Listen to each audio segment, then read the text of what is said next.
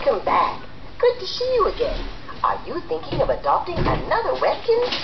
If so, let's begin. Now it's time to keep your pet a name. Be sure it's your favorite, because it can't be changed later. And let us know if your pet is a boy or a girl.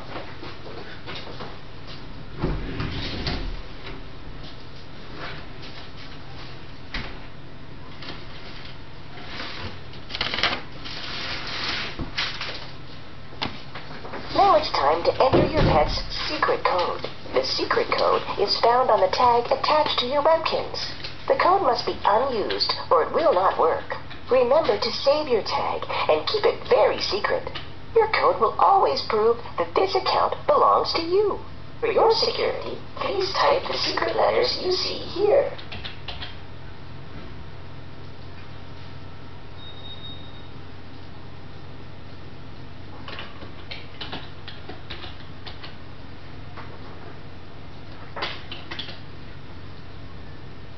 Congratulations! The adoption is complete.